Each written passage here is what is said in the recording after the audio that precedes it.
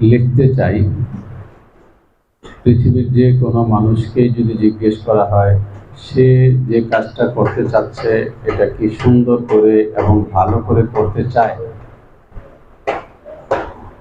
এই এত মানুষ মোবাইল ধরলে তো কথা করতে কি প্রয়োজন?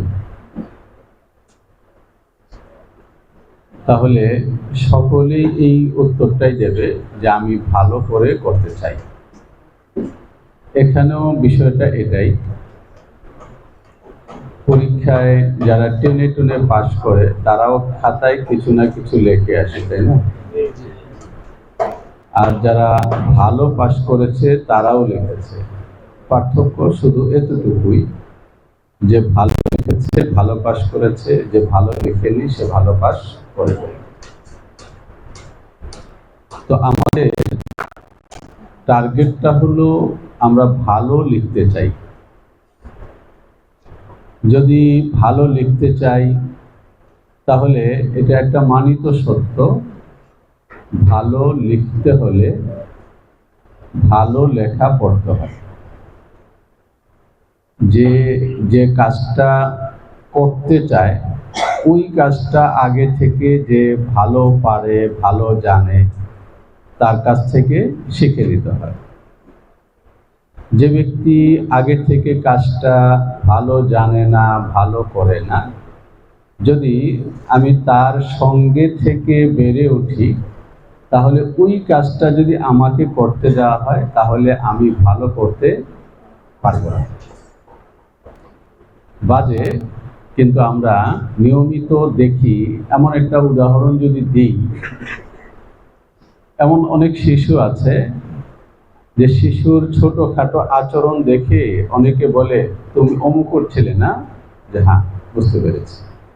কিভাবে বুঝলেন?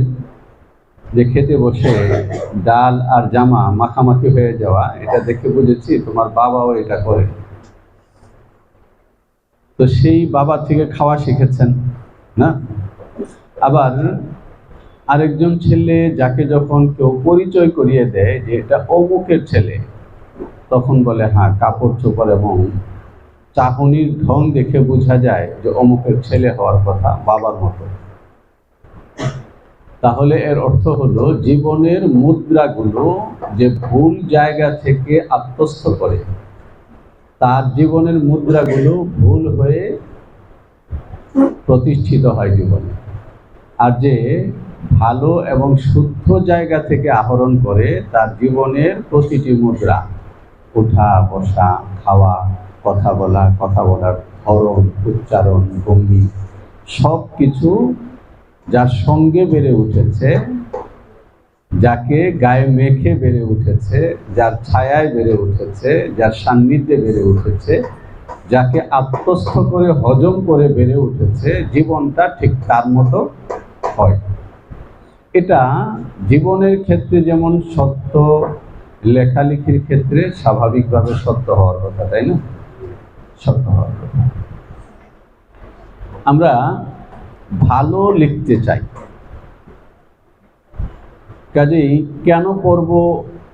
প্রথমত এই প্রশ্নটার উত্তর এখান থেকে আমরা পেয়ে যাই যে আমি যেহেতু ভালো লিখতে চাই, সুতরাং আমাকে ভালো লেখার সান্নিধ্যে আসতে হবে। এখন কথা হলো, ভালো লেখা কোনগুলো? এই একটা জায়গা।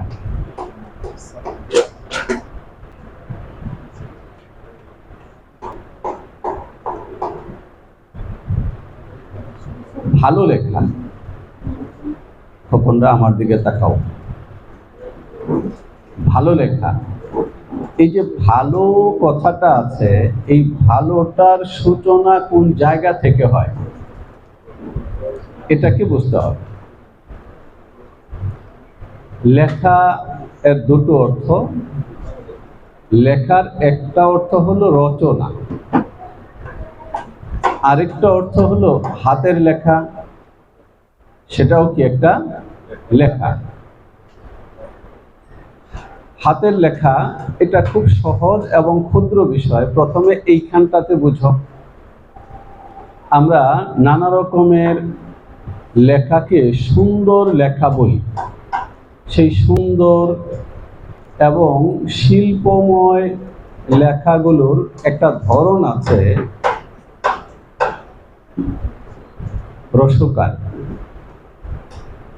শুনেছি তালুক বসার নিচে রসকার দিই না আমরা?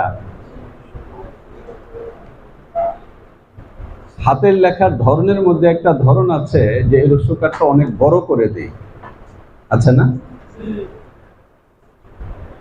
কোনো ছাপা পত্রিকা কিংবা কোনো ছাপা পুস্তকে কি এটা দেখা গেছে? হ্যাঁ, কাজে এটা শুদ্ধ না।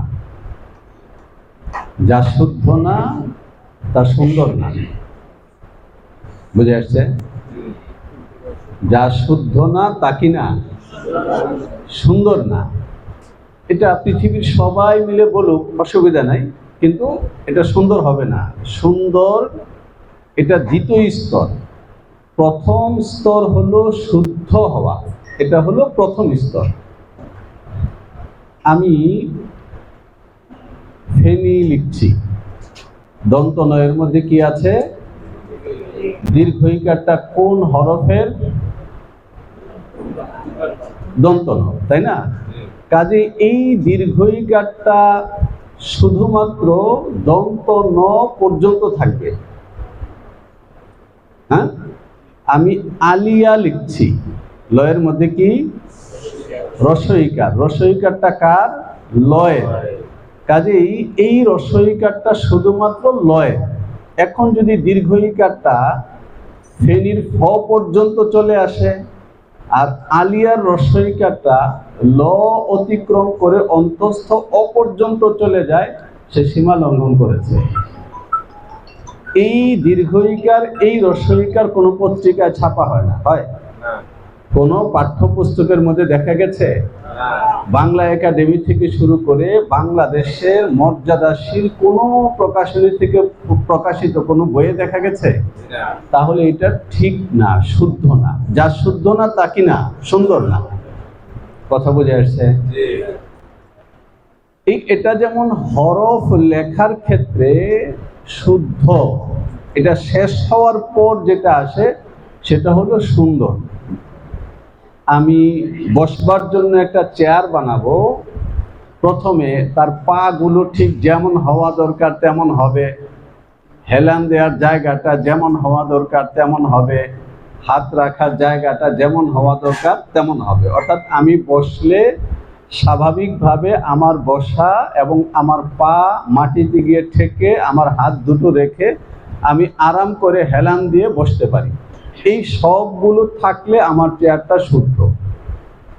বসলে যদি সামনের দিকে উবু হয়ে থাকতে হয়, পেছনের দিকে চিত হয়ে যেতে হয়, তাহলে এই চেয়ার কি না শুদ্ধ না। এটা শুদ্ধ হওয়ার পরে হলো তার মধ্যে অলঙ্করণ না, এই অলঙ্করণটা হলো সুন্দর। খোকনরা কথা বুঝাতে পারছি? আগে শুদ্ধ, তারপর কি সুন্দর। হ্যাঁ, এটা একটা পৃথিবীতে যন্ত্রণার বিষয় যে মানুষ প্রথমে ধরেই সে সুন্দরটাকে চায় না, অথচ এটা কোনোখানেই মানা হয় না। আমরা যখন পড়তে আসি, বিশেষ করে মাদ্রাসার পড়া দিয়ে এটা ভালো উদাহরণ দেওয়া যাবে। হিফজুল কোরআন, টোন না, আগে না তাজবিদ আগে? কারণ তাজবিদ এখনো পর্যন্ত আত্মস্থ হয়নি, কিন্তু শেখ সুদাইসিকে প্র্যাকটিস করানো হচ্ছে, শেখ হোজাইফিকে প্র্যাকটিস করানো হচ্ছে। তাহলে যদি কোনো শিক্ষক প্র্যাকটিস করান, তাহলে বাংলাদেশের হেফজ বিষয়ক যে শিক্ষকগণ আছেন তারা এই ব্যক্তিকে স্বীকার করবে? হ্যাঁ, বরং কি বলবেন? হ্যাঁ, যে সদরে কোনো গন্ডগোল আছে। তো আগে শুদ্ধ, তারপর কি সুন্দর। কথা বুঝে আসছে? আমি লিখতে চাই, আমার লেখাকে যদি আমি চাই যে সুন্দর হোক, সবাই চাই তাই না? তাহলে আমার কাজটার সূচনা কোন জায়গা থেকে হবে? শুদ্ধ। এই শুদ্ধতা থেকে হলো যাত্রাটার সূচনা হয়, শুদ্ধতা থেকে। এখন এই শুদ্ধতা মানুষ অর্জন করে কিভাবে? এর পদ্ধতি দুইটা। কয়টা পদ্ধতি? দুইটা পদ্ধতি। একটা পদ্ধতি হলো পৃথিবীর সব দেশের সব ভাষার জন্য কোনো ভাষী হয়ে জন্মগ্রহণ করা, অতঃপর ওই ভাষায় যারা শুদ্ধজন তাদের সান্নিধ্যে থাকা। এটা হলো একটা তাবিঈ বিষয়, স্বভাবজাত বিষয়। যোগে যোগে মানুষ ভাষার শুদ্ধতা অর্জন করেছেন শুদ্ধ ভাষীর সান্নিধ্যে থেকে। পৃথিবীর শ্রেষ্ঠ উদাহরণ হযরত মুহাম্মদুর রাসূলুল্লাহ সাল্লাল্লাহু আলাইহি ওয়াসাল্লাম। তিনি কোনো বিদ্যালয়ে পড়েননি, কোনো পাঠশালার ছাত্র নন, কিন্তু তার ভাষায় তার শুদ্ধতা এটা পৃথিবীর ইতিহাসের মধ্যে এমন একটা শক্তিমান স্তম্ভ যে এখনো পর্যন্ত পৃথিবী আরবি ভাষার শুদ্ধতার জন্য তাকে মাপকাঠি মানে, এখনো পর্যন্ত। যেহেতু আরবি ভাষার আমাদের বিষয় না, এই জন্য উদাহরণে আমি যাচ্ছি না, শুধু মোটা কথাটা বলছি। তাহলে আমরা যদি চাই আমাদের ভাষাকে শুদ্ধ করব, খুব স্বাভাবিকভাবেই তার প্রথম পদ্ধতি হলো এটা যে শুদ্ধ জনের সঙ্গে থেকে, সান্নিধ্যে থেকে, তারপর আমার ভাষাটা তার ভাষার সঙ্গে মিলিয়ে নেব, না মিলিয়ে নেব। এখন এই জায়গায় এসে একটা গ্যাপ তৈরি হয়েছে। গ্যাপটা হলো এই যে আমরা যে বাংলা ভাষায় জন্মগ্রহণ করেছি, এই বাংলা ভাষায় শুদ্ধ বলে, শুদ্ধ লেখে, এই রকমের মানুষের পরিমাণটা মানে এতই কম যে উপমা হিসাবে নাম উল্লেখ করা খুব জটিল, উল্লেখ করা যায় না এমন। আর এমনিতেও বাংলা ভাষা সম্পর্কে পুরনো কথা আছে, এটা তো আবার বলা যাবে না। বলা যাবে? পারমিশন দিলে বলবো। হ্যাঁ খোকনদা, তোমরা পারমিশন দিচ্ছ? পরে আবার আমার রাস্তা আটকাবে না তো? আচ্ছা, ভারতের একটা জায়গা আছে পশ্চিমবঙ্গের নদিয়া, বাংলা ভাষা সম্পর্কে বলা হয় যে হুলিদাত বি নদিয়া, নদিয়ায় জন্মগ্রহণ করেছে। ও নাশাআত বি কুষ্টিয়া, বেড়ে উঠেছে কুষ্টিয়ায়। ও মারিদাত বি নওয়াখালী, না, ও মাতাত বি সীতাগং, ও দুফিনাত বি সিলহাত। হ্যাঁ, এটা এইভাবে বলা হয়। কিন্তু নদিয়ার বন্ধুদের সঙ্গে আমরা লেখাপড়া করেছি। আমাদের বাংলা ভাষার অন্যতম গর্বের একটা জায়গা, জামিল কথা বলছিলেন, এর আগে মনির কথা বলেছেন, বাবর কথা বলেছেন, এরা সবাই এই বিষয়ে পণ্ডিত মানুষ। আমি শিশু, আমাকে এখানে প্রধান প্রধান ইত্যাদি বলে বসিয়ে দেওয়া হয়েছে। আমার দাড়ি পেকেছে বেশি, এটা ছাড়া কোনো কারণ নেই। এই তিনজনের গোত্র সাহিত্যের জায়গায় এক। ঠাকুর হলেন কবি আল মাহমুদ, তার পরের জন আহমদ ছফা, তার পরের জন হুমায়ুন আহমেদ। এইভাবেই হুমায়ুন আহমেদ খলিফা আহমদ ছফা, আর আহমদ ছফা খলিফা আল মাহমুদের। এরা এক গোত্রের। আল মাহমুদ দাবি করেছে যে ঢাকা শুধুমাত্র বাংলাদেশ না, বাংলা ভাষার রাজধানী। এবং এটাও দাবি করেছেন আল মাহমুদ যে রবীন্দ্রনাথের উচ্চারণ পশ্চিমবঙ্গীয় খসখসে টাইপের ছিল না, বরং পূর্ববঙ্গীয় কোমল টাইপের ছিল। এই জায়গা থেকে নদিয়া এবং কুষ্টিয়া, তাদের উচ্চারণের যে একটা খসখসা ভাব আছে, এটা পুরোটা নেওয়া যায় না। আমরা বলি আমাদের ঢাকার বাংলা ভাষার যে প্রমিত লেখার স্টাইল এবং প্রমিত উচ্চারণ স্টাইল, এটাই হলো বাংলা ভাষার সৌন্দর্যের শ্রেষ্ঠতা। এবং এটা মোটামুটিভাবে যে কয়জন মানুষ অস্বীকার করে প্রতিষ্ঠা করেছে, এটা একটা জায়গা। তোমরা এখানে তরুণরা আছো, মেধাবীরা আছো, আমার ব্যক্তিগত একটা রুচির জায়গা। এই জায়গাটা আল মাহমুদ লিখেছেন, আমার রুচির সঙ্গে মিলেছে, তাই আমি উদাহরণ দিই। আল মাহমুদ বলেছেন যে অস্বীকারের বদলে অস্বীকার। পশ্চিমবঙ্গ যদি আমাদেরকে অস্বীকার করে, আমরা কেন স্বীকার করব? আমরাও অস্বীকার করব। এই জন্য শিক্ষা, সভ্যতা, সংস্কৃতি না, পৃথিবীর সবাই মিলে আমাদেরকে অস্বীকার করছে। এখন আমরা যদি থাল নিয়ে নামি তাদের বাড়িতে ভিক্ষা করার জন্য, স্বীকার করার জন্য তাদেরকে, তাহলে আমরা কখনো ঘরে ফিরতে পারবো না। সারা জীবন এই থাল নিয়ে কাটাতে হবে। আমাদেরকেও কি করতে হবে? অস্বীকার করতে হবে। অস্বীকারের পিঠে কেউ যদি অস্বীকার করতে না পারে, তাহলে সে মেরুদণ্ড সোজা করে দাঁড়াতে পারে না। এই জায়গাটাকে বুঝতে হবে। এখন আমাদের এখানে যে সংকটটা তৈরি হয়েছে, সেই সংকটটা হলো এই যে আমরা প্রমিত বাংলায় বলে লেখে এই রকমের মানুষ পাবোটা কোথায়? এটা একটা জটিল জায়গা। যদি এমনটা হয়, তখন সেক্ষেত্রে কি করতে হবে? জায়গাটা তোমাদের কাছে ক্লিয়ার হচ্ছে? হ্যাঁ, যে আসলে তো আমি শিখব আমার মায়ের মুখ থেকে, আমি শিখব আমার বাবার মুখ থেকে, আমি শিখব আমার শিক্ষকের মুখ থেকে, বা আমার বড় ভাই বোনের মুখ থেকে। কিন্তু তারা যে ভাষায় কথা বলেন সেটা বানান করে লেখা যায় না। আমরা ঢাকার যাত্রাবাড়ি মাদ্রাসায় যখন পড়ি, তো আমাদের ক্লাসে 63 জন ছাত্র ছিল, 50 জনের মতো হলো ময়মনসিংহের, আর একজন বরিশালের, আর বাংলাদেশের 12 জন। এই একজন বরিশালের সে এতটা শক্তিমান ছিল যে এই 50 জন ময়মনসিংহের ফেরেশতাকে সে সারাক্ষণ নাকানি চুবানি খাওয়াত। এখন আমরা গোসল করতে গেছি, ঘটনাক্রমে তার নামও ছিল মফিজ। এখন মফিজ খুব ভালো নাম না, তখন এই মফিজ আসে নাই।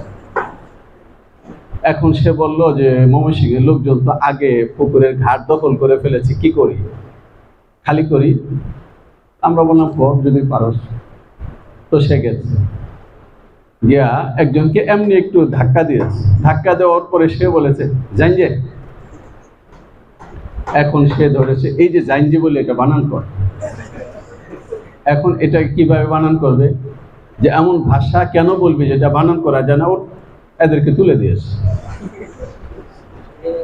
এমন ভাষা কেন বলবে যেটা বানান করা যায় না? এখন ব্যাপারটা হলো এই যে আমি আমার মায়ের মুখ থেকে, বাবার মুখ থেকে, বড় ভাই, বড় বোন, আমার শিক্ষক, তাদের মুখ থেকে শব্দের যে উচ্চারণ শুনছি, এটা বানান করা যাচ্ছে না। এখন এটা যদি আমি নিই, তাহলে আমি যেটা পড়বো, বলবো, সেটাও তো বানান করা যাবে না। যা বানান করা যাবে না তা লেখা যাবে না, তাই না?